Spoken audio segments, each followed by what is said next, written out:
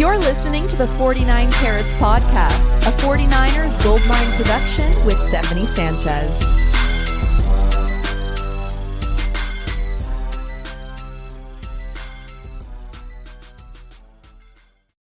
Hey, yo, what's going on, everyone? And welcome to another edition of the 49 Carats Podcast. I'm your host, Steph. And we got some day 8 of 49ers training camp to talk about. And I must say, today was also kind of a anticlimactic day overall, but it wasn't bad. It wasn't bad. It was just I don't know. There wasn't any huge play today. I don't think the social media team is going to have a share-worthy video clip to share with everyone today, but it's still a good time as always when it comes to camp, man.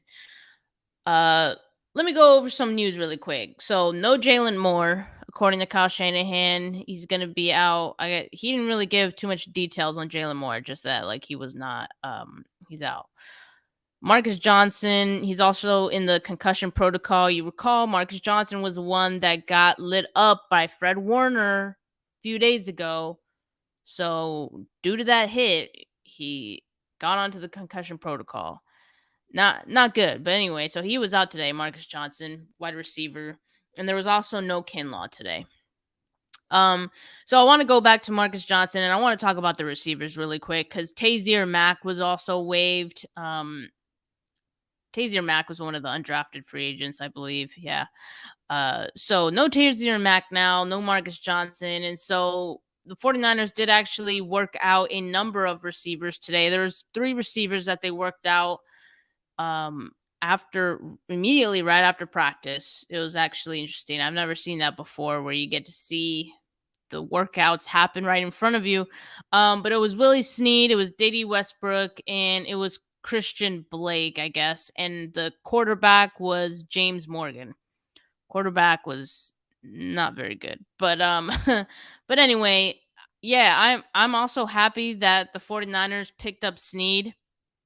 And yeah, exactly. So I wanted to give that context that no Marcus Johnson, no Tazier Mack. The 49ers have had 2 spots on the roster open. So now with this signing of Willie Snead, they now still just have 1 roster spot available.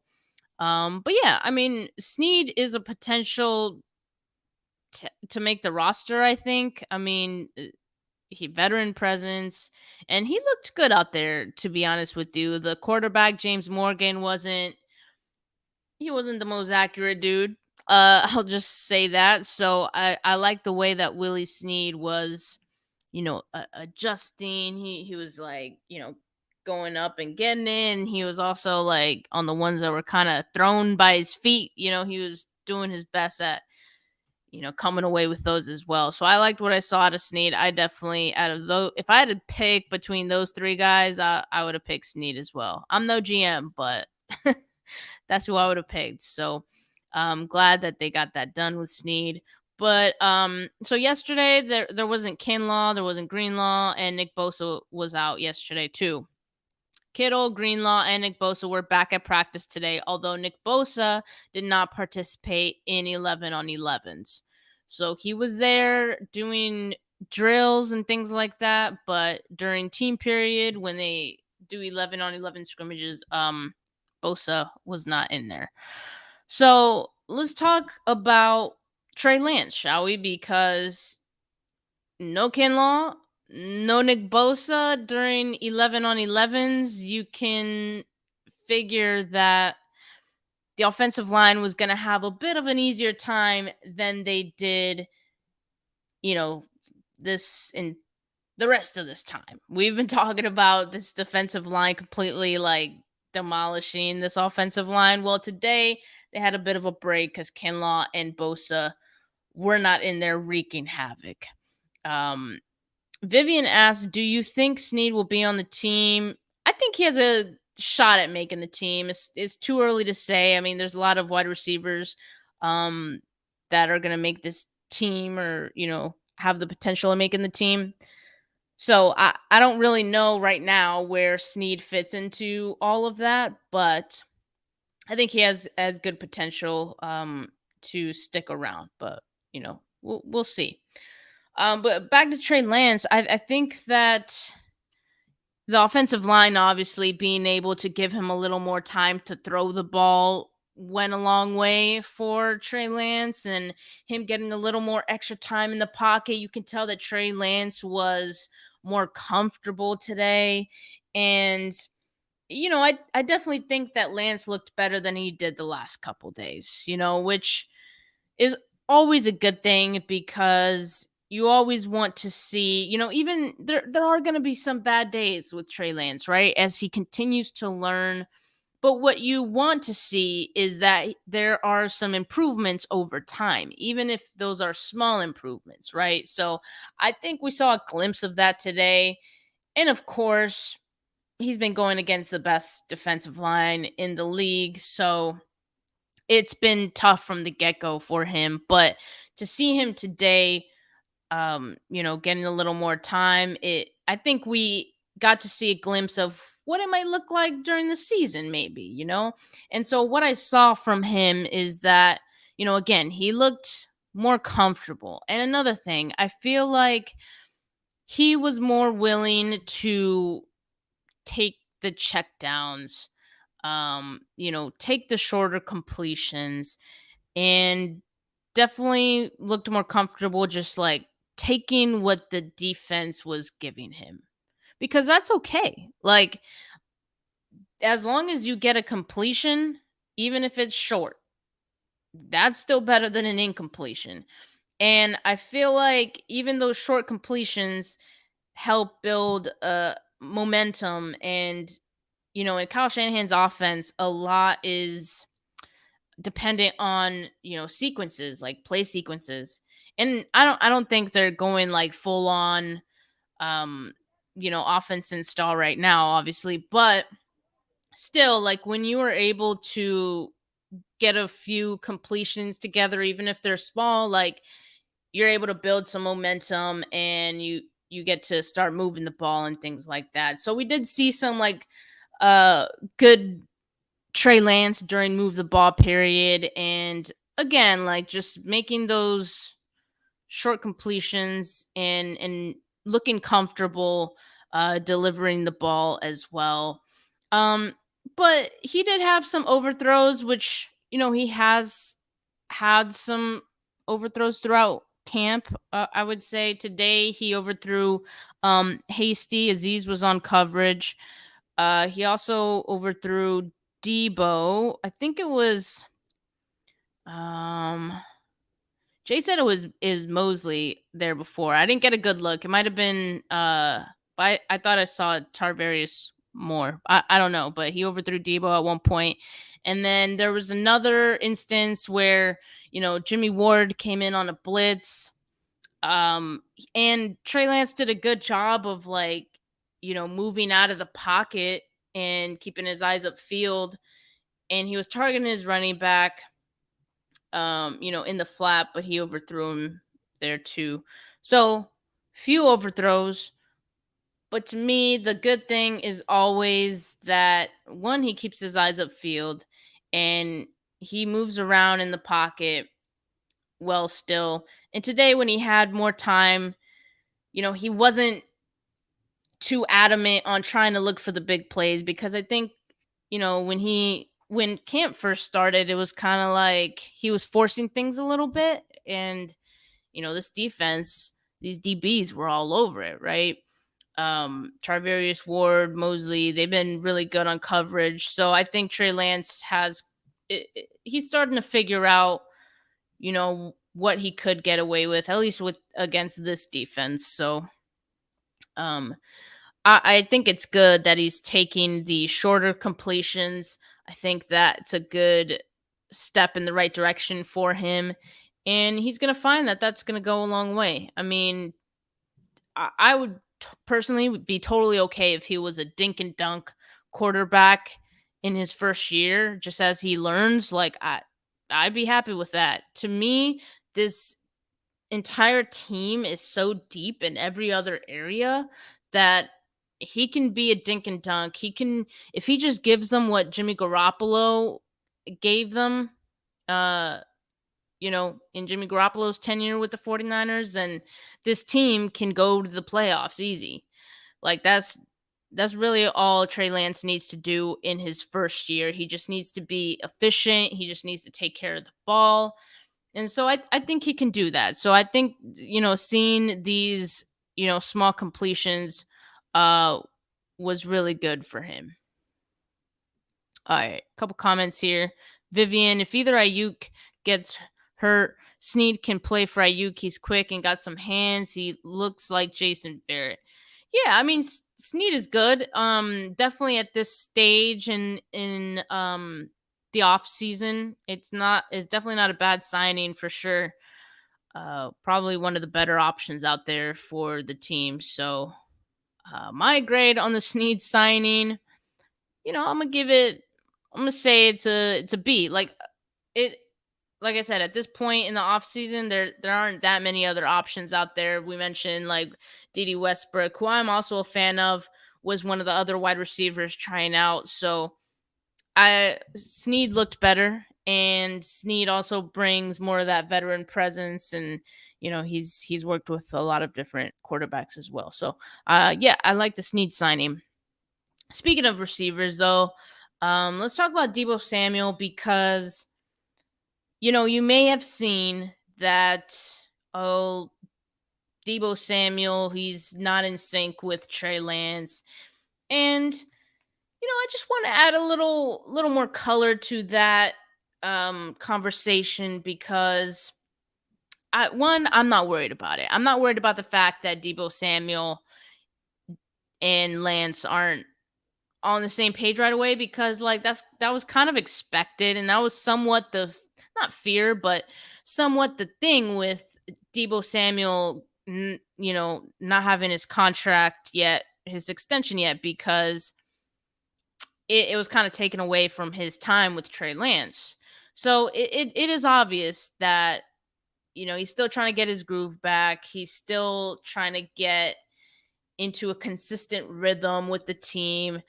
And the reason I say consistent is because it's not that they've been missing each other all the time. Like Trey Lance has been having completions to Deebo Samuel. He had one or two during 11 on 11 period. So I don't want this whole thing to get overblown and people to get really worried about Deebo Samuel and this whole Trey Lance connection. That's going to come with time, and the more reps that they get together, the more natural it's going to be over time. So they're going to work on it, and Deebo Samuel and Trey Lance stayed a little bit longer after practice ended, to get a little extra work in, and you love to see it. So Deebo needs to shake off some rust. It's not just a Trey Lance Deebo specific thing. I think it's more of a Deebo thing. He needs to shake off some rust, and more snaps is going to give him that. So I'm not worried about it, and yeah, I don't think you guys should be either. Brandon Ayuk, I mean, continue to look good today. He, to me, it was a quieter day than his other days, and that's not to say that he was bad. He was just, we didn't get any jaw dropping plays from anyone really today, so that's why I said at the beginning it was kind of a slower, less exciting practice. There wasn't anything that I think the social media's team is gonna post on the 49ers account later. Yeah, there wasn't anything share worthy like that today. But yeah, Ayuk is still good, and it's kind of like with Bosa and Warner. When they're out there, you just assume that they're gonna have a good day regardless. So Ayuk is at that level right now. And yeah, the offense as a whole wasn't ooh, wow, so but they were solid all around, I think, and definitely the offensive line giving them more time definitely helped. And also, I think the running backs benefited from it too. I saw a really good day out of Elijah Mitchell. In fact, during the first snap in the second 11-on-11 period, Elijah Mitchell burst through the middle of the line, and he got a touchdown. So that was nice to see. It was a good day for him. Also during one-on-ones, so on one-on-ones, the running backs and the linebackers and the defensive linemen were doing like pass pro drills during one-on-ones. So Elijah Mitchell had a good rep, I thought, against Fred Warner. And let's see, TDP as well had a good rep against Warner in pass pro drill in one-on-ones. So those two guys looked good today. TDP I thought had a good day. He had been kind of quiet, and I'd mentioned it before, like, you know, he been quiet throughout this whole camp, and today I think we got a really good look at him. And I think, again, because this offensive line was better, and especially the interior of the offensive line being better and being able to open up some holes for the running backs, I think TDP was someone who benefited, because he's not a huge, like, he's most of his carries have been like in the middle between the tackles, things like that. So today, because he wasn't getting smothered in there, he was able to get some good runs in. So yeah, Vivian, to ask your question, I thought TDP looked good today. And he was starting to look good to me yesterday too.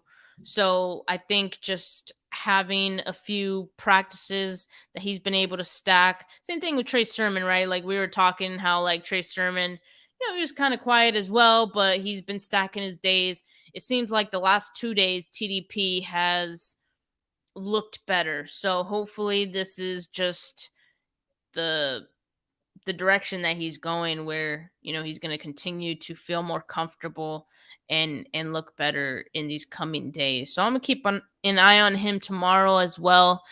And definitely looking forward to that, because for the most part, it's been the Jordan Mason show. And I mean, Mason looks awesome. He looks really good, especially for an undrafted free agent. He just looks like he belongs. So it was nice to see at least, like, TDP get, some extra run. Vivian asked, JaMychal Hasty or Jordan Mason? I mean, I think Jordan Mason has been playing better, but I think just like the roster politics and the fact that, JaMychal Hasty was on the roster last season and Jordan Mason is a rookie, and on top of being a rookie, he's an undrafted free agent rookie. I'm going to give the edge to Hasty if we're talking about, roster. Like, if you were asking me which one of these guys are going to make the roster, I'm going to say Hasty. But if you ask me which one of these two guys has looked better in practice, it's been Mason. Not that Hasty has looked bad. He has looked good. Hasty has. But, Mason has just looked better. So, again, roster politics, though, it don't always reflect how the players have been performing. But both of those guys, to me, have been good. I think the 49ers are going to have a tough decision when it comes to the running back position. And, when they get to the cut downs to 53, it'll be interesting, who's the odd man out there, because I think they've all looked pretty good. And then I certainly don't think they're ready to give up on Trey Sermon either, as they shouldn't be. So it's going to be a tough one. Either Hasty or Mason is going to end up getting cut on those initial roster cuts, not because they deserve to or not because they haven't been good, but just the fact that you can't keep all of them. So there's going to be an odd man out regardless. Vivian asks, is there a way we could trade Jimmy G to Browns? I mean, certainly, but the Browns have to be interested, right? So that's always been the the issue with Jimmy Garoppolo, it's not a matter of like, could we trade him at all? Like, we can trade him anywhere. It's just, other teams have to be interested. What we have to pay attention to is what happens with Deshaun Watson and this appeal that the NFL is doing on his suspension, because if he gets extra time added to his suspension, right now he's at 6 games, which is pretty low. But if that number goes 8 games up, I think the Browns start considering Jimmy G at that point, and certainly the Browns would be a good trade partner for the 49ers. But it's really still up in the air. We'll have to see what happens. All right, let's see here. So let's get to some of these notes over here. As I've talked to, let's go through one-on-ones really quick. So as I mentioned, running backs were doing pass pro. So Elijah Mitchell, as I mentioned, had the good set against Fred Warner on the pass protection. And then wide receivers and DBs, of course, there were, how those one-on-ones go. Charvarius Ward beat out Deebo Samuel. Good rep from Ward. Then Diamador Lenore had a good rep against McLeod. He beat McLeod. Good coverage from Lenore. Another pass protection drill for one-on-one. Trey Sermon beat Alex Barrett. And TDP also had a good pass protection one-on-one rep versus Fred Warner, as I mentioned a little bit ago. Juwan Jennings had a really good... I thought Juwan Jennings looked better today. You know how I'd been saying, like, ooh, Juwan Jennings, he's had, like, some bad days these last few days. He looked better today. Nothing crazy. He didn't blow me out of the water or anything, but, he definitely made up, I think, for some of his performance the last couple of days. So Juwan Jennings beat he beat what was I got? Dante Johnson. He beat Dante Johnson during one-on-ones. That was a pretty nice play. And then Huff Hufunga beat... Oh my god, my notes are so messy. So let me see. I can't read who the hell he beat. But Hufunga beat someone. I think it was a tight end. Honestly, I just don't remember who. And he had a really nice spin move on that one. So that good rep from Huff. Kittle beat Jimmy Ward on one-on-one, and then Ayuk beat out Quantrez Knight, which that's a tough one for Quantrez Knight. That's a tough matchup for him, but because Ayuk's been beating everyone. Really, like the most competitive snaps that Ayuk is going to get is going to be against either Mosley or Charvarius Ward. Everyone else is getting cooked by Ayuk. I'll say that. Tariq Castro Fields beat he beat Malik Turner on a one-on-one, and then Dwelly beat Leon O'Neal. Leon O'Neal's been struggling on the one-on-ones. Haven't seen anything that I really like out of Leon O'Neal. I think the clock's ticking for him, to be honest. So we'll see. Now the gimme drill. You guys know I love talking about the gimme drill. This is when Kyle Shanahan, throws to the DBs and the linebackers, and he has receivers, but that's why I call it the gimme drill, because it's a gimme. Like, these, Kyle Shanahan's pretty much throwing it right at him. But Hufunga got an interception. Mosley got an interception and a pass breakup. Ambry Thomas got an interception, and Quantrez Knight got a pass breakup as well. let's see. There was a couple things I wrote down, like some drops. So wide receiver Tay Martin had a drop in quarterback wide receiver drills. And that drill is exactly what it sounds like. It's just the quarterback's throwing at the wide receivers. No coverage, no nothing. Just catch it. That's it. That's the drill.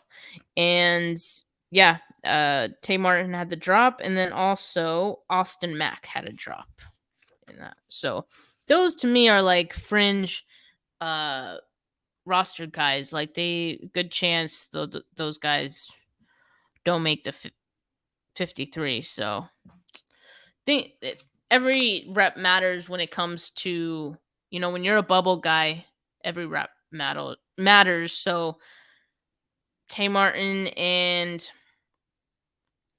who did I just say? Tay Martin and Austin Mack, like they can't be dropping the ball, you know what I mean? So that shit matters. Vivian asks, she says, I think Huff is improving. Huff has definitely improved from, first year to second year. I'm sure like at this time last year in training camp, obviously he wasn't even the starter. So, I mean, he's improved a lot, and, we've been hearing a lot about him being more comfortable, and it's definitely showing. I think D'Amico's going to put him in good situations that he knows Hufanga is good at. And that's really important. Because, yeah, there are some areas that Hufanga isn't as good at, but let's not put him there, So I think D'Amico's, really good at putting him in spots where he can win. And, yeah, I think we're going to see a good year out of Hufanga this year. So I think that's really good. All right, now let's talk about 11 on 11. I'll just go over some of my notes here and, some of the plays. So one thing of note is that, so to start off 11 on 11s, we had, let's see. We had Brunskill at center for the first team unit to start, but then they switched in the middle of like 11 on 11s and put Jake Brendel in there. So actually Brunskill had a couple of bad snaps. He had back-to-back, actually. Brunskill did in the early portion of team drills.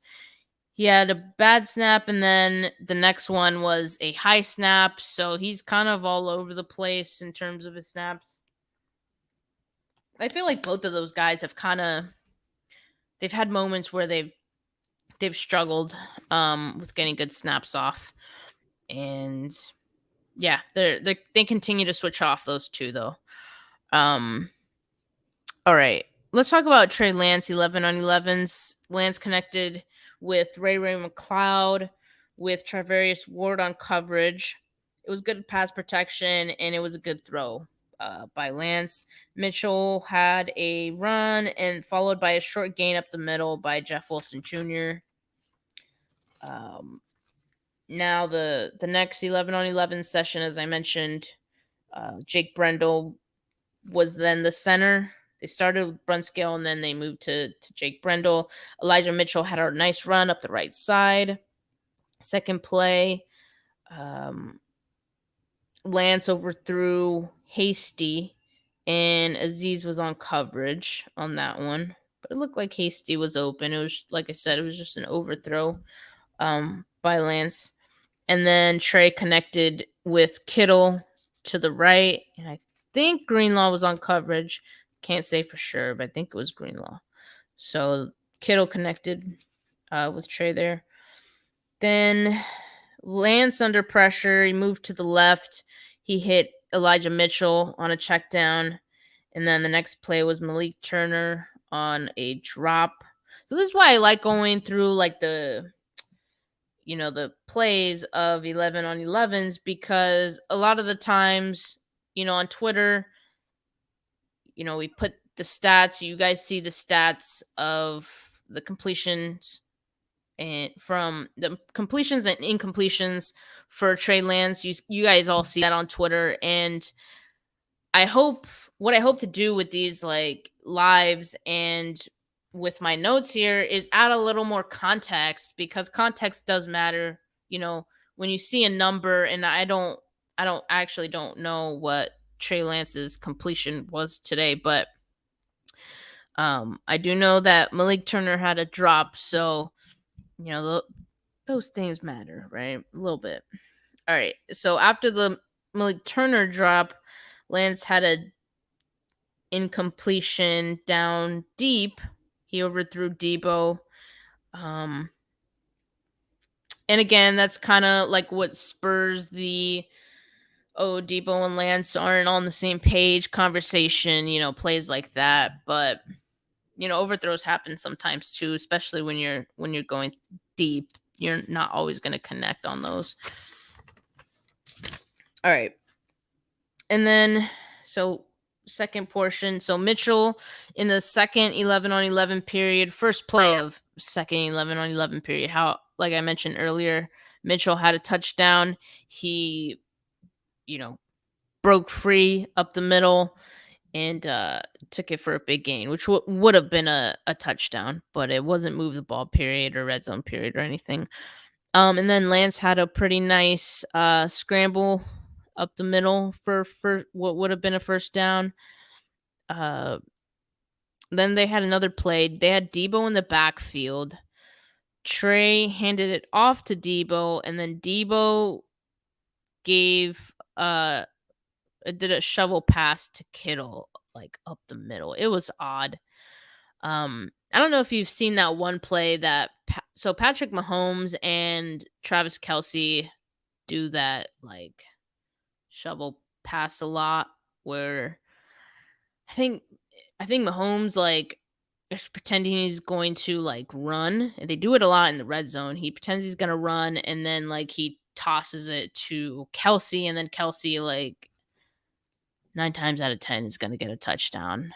Actually, probably 10 times out of 10. Like that always works for them. I see it all the time, and I'm like, why can't we do that? So I don't know if that was them trying it, but it didn't look pretty.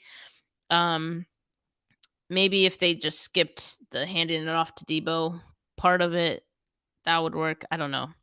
But then the play after that was Trey Lance to Deebo for about like 10-ish yards. So again, like I don't want people to overblow this Trey Lance and Deebo Samuel like need to work on their connect. It's not that they're not connecting at all. So like Trey Lance is throwing the ball to Deebo. They get completions.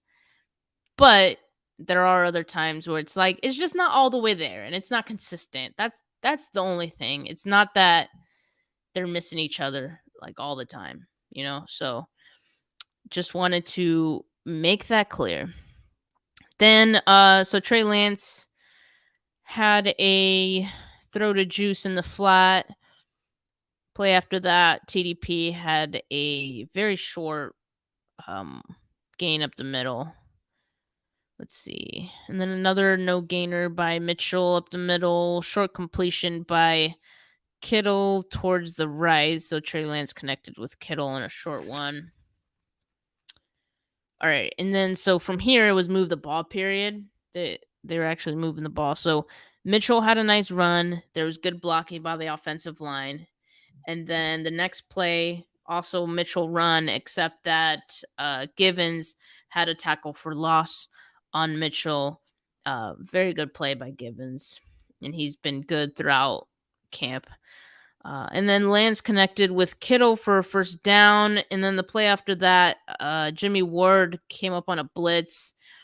Lance moved to his side, but he was a bit inaccurate trying to get the ball out to his running back, trying to get, a little bailout from his running back, and it ended up being an incomplete. But it was tough. Like I said, Jimmy Ward was coming in on a blitz, so that was a tough one. Jeff Wilson Jr. then took a run to the left. Let's see. Oh, and then the play after that was a flag. It was a flag, but they still ran the play, so I don't think it really counted. Lance threw the ball to Jeff Wilson Jr. towards the right sideline. But again, there's a flag on that one, and so that killed that drive. in the move the ball period. Yeah, so that was it from Trey Lance and 11 on 11s. Yeah, I mean, it wasn't a crazy entertaining day today.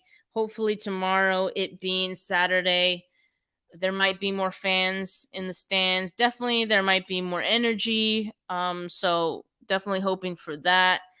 And definitely hoping for a better day from Trey Lance, hopefully being able to get a little more time in the pocket today. It helped Trey Lance, and it may help his momentum going into tomorrow, but at the same time, Nick Bosa wasn't out there today in 11 on 11s, and Kinlaw wasn't out there on 11 on 11s. And as you guys know, Eric Armstead has been out too because of his injuries. So those are three, really good guys on the defensive line that, we could expect at least two of them probably to be back tomorrow. Although I would not mind if Nick Bosa took more breaks on 11 on 11s because, again, he's just been raising hell.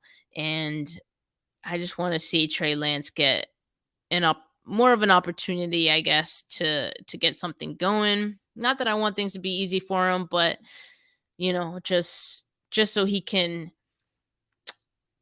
start to feel good and get start stacking plays and completions so they can get a good sequence going on offense. So, yeah, hopefully it's a better day tomorrow for the offense, but we will see. As always, I will have some live tomorrow to break down and recap what happened in tomorrow's practice. So stay tuned. Although after practice, I'm having a family day. So the live stream probably won't be until later at night, if you guys don't mind. So I'll have a 49K pod after dark for you tomorrow, recapping day nine of training camp. All right. So I appreciate you guys for watching, and I'll talk to you guys tomorrow. Have a good one. Peace.